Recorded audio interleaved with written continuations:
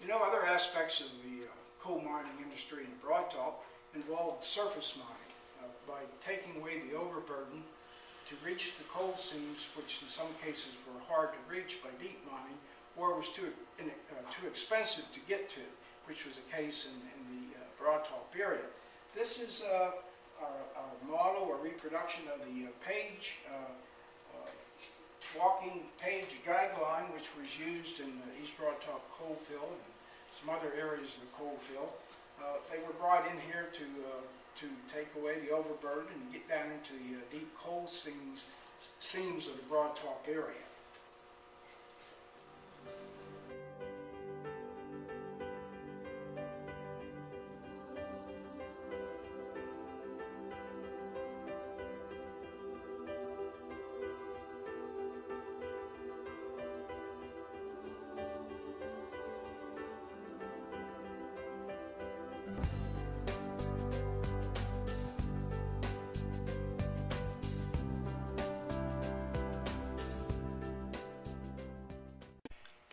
Okay, this is our newest exhibition in the Coal Miners Museum.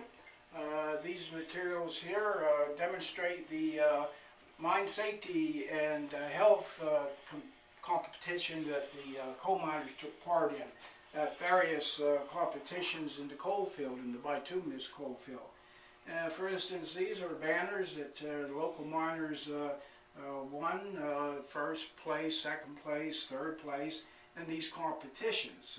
Competitions were held, for instance, in Portage, Pennsylvania, and Central City, and Wimber was a very popular place for these competitions. It showed the miners, for instance, down here, here is a scene of Rock Hill coal miners who had won first place in the first aid competition. We believe this took place at Phillipsburg, Pennsylvania.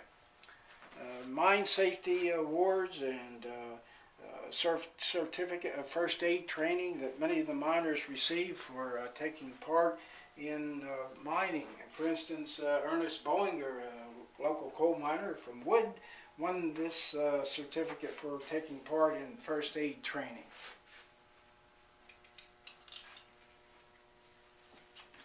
We begin the next part of our tour, and in this sequence we look at the lifetimes of a coal miner's family. What was it like to live in the coal mine, say during the Great Depression when things were really tough? In fact, things were really tough for the miners at any period, but especially during the Great Depression. These are some typical things you would find in a coal miner's home, and we're going to leave this room and we're going to go upstairs and take a look at some other exhibits which dramatize the life and times of a Broad Top area coal miner.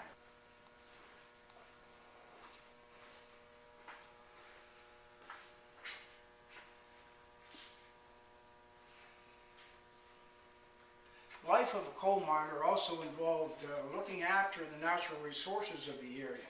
In our area, the coal miners were responsible for forest firefighting and clearing paths for getting to forest fires and to prevent the fires from jumping over a lane. And these are mining tools here that were provided to us by the Bureau of Forestry in the Rock District in Huntington, Pennsylvania.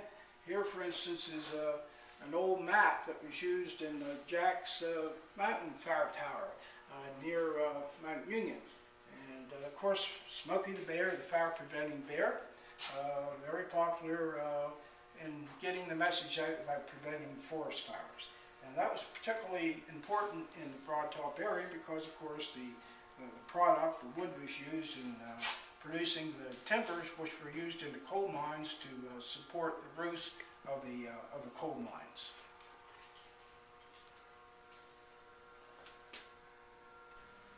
Okay, most Broad Top area coal miners also help protect their country, United States of America. I served in Vietnam and Charlie served in the Korean War, and we're going to sort of walk around this exhibit that we prepared of the coal mining veterans who participated in most all the wars dating back to the Civil War. And we'll see some replica uniforms, and we'll see some real uniforms from World War I, World War II. We'll see a MASH unit nurse and a lot of other things from the wars that America fought in, and the Broad Top coal miner who went off to help fight the war.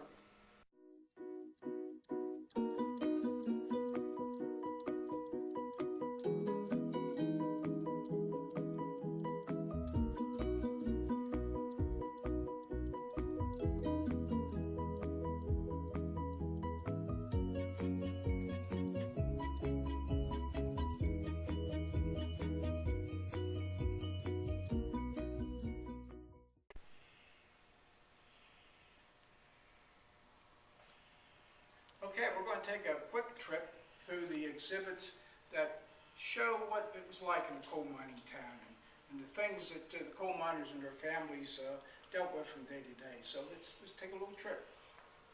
This is an exhibit that was used by John H. Gracie, the late John H. Gracie from Waterfall, who participated in quite a few competitions showing his athletic abilities. And John was kind enough to donate this equipment, which is on display here as a special exhibit in our Coal Miners Museum. This is a pole vault he used when he was 80 years old yet. He died here about a month ago. But he was using this when he was 80 years old. And as we talk about sporting events and the activities that the miners took part in, as we walk back through here, you'll see a number of baseball uniforms from the different mining communities of Broad Top. And there's an exhibit here of a lot of awards that many of our coal miners won with their baseball teams and other athletic organizations, including the Broad Top Area Baseball Association, Old Timers Baseball, which play their annual game over Labor Day weekend at Broad Top City. So let's walk back and take a look. When we think of the Broad Top, of course, and we think about entertainment and country music, we think about Vaughn and Roy Horton, who were pathfinders in the establishment of the Country Music Hall of Fame and the Country Music Association, Nashville, Tennessee, the Nashville Sound. And we have here records that were recorded by Vaughn and Roy Horton when they started out in Woodville area and blossomed out into the three-county area, Bedford, Huntington, and Fulton counties, performing in their own band, and then working their way to Philadelphia and New York City and eventually Nashville. Now, during that period of time, Vaughn Horton became a songwriter, writing over 1,000 different songs, and his most famous, of course, was Mockingbird Hill. Also, Roy Horton went into the publishing business per Southern music industry and became popular in the creation of the Country Music Hall of Fame in Nashville, Tennessee. Okay, we talked about Vaughn and Roy Horton, and we'll talk a little bit more and show you the exhibit that we have for Vaughn and Roy Horton. Broad Top's very proud of. And of course, Roy Horton, you'll find his plaque in the Country Music Hall of Fame in Nashville, Tennessee. Both Vaughn and Roy are deceased, and they are buried in the IOOF Cemetery, Broad Top City Cemetery, just a few miles from here. A couple interesting pictures you might be interested in. Here's Vaughn appearing with Roy Clark of He Hall fame. Another shot of Vaughn appearing with the governor of Tennessee and Donna Fargo. She recorded Mockingbird Hill, one of many recording artists who recorded Mockingbird Hill over the years. And of course, the Broad Top also is the final resting place of a close friend of the Horton brothers, Elton Britt, the world's highest yodeler.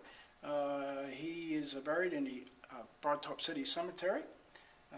There is a monument over there which, as you can see here, shows the final resting place of Mr. Britt, who was a composer and a yodeler and did such great songs as Jimmy Rogers Blues, and which was written by Vaughn Horton, and Maybe I'll Cry, and chime bells, and there's a Star Spangled Banner waving somewhere, a very popular song during World War II. The Broad Top Area Coal Miners Museum is located in the former Robertsdale United Methodist Church. There were several churches in the Robertsdale area during the era of coal mining, the Catholic Church and the Church of God, and of course the Methodist Church, one of the first buildings to be constructed in the Robertsdale area. And we're located in that church now, and you see a number of relics from the period of the United Methodist Church, including the original bell, which was located up in the steeple, and it rang for many, many years, proclaiming the gift of God and welcoming people to come and worship here at the United Methodist Church.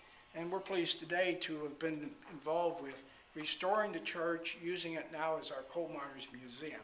So when you come here, you also get a little bit of history of religion in the Broad Top area, as well as the United Methodist Church here at Robertsdale. You want to ring that bell there again, Charlie?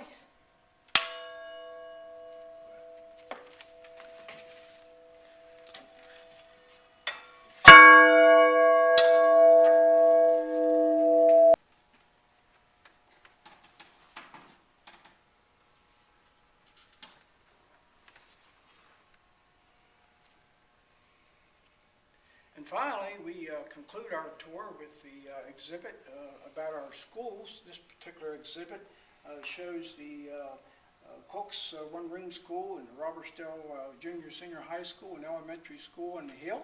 And we invite you, when you do visit the museum, to stop and look at the yearbooks from both Saxon Liberty High School and the Robertsdale High School. And we'd like to take this moment now to say thank you for joining us. Mr. Gracie and I bid you farewell and welcome you back to the Broad Top Area Coal Miners Museum. We're open on Friday and Saturdays 10 to 5 and on Sundays from 1 to 5 and for special group tours. So y'all come and see us sometime, you hear?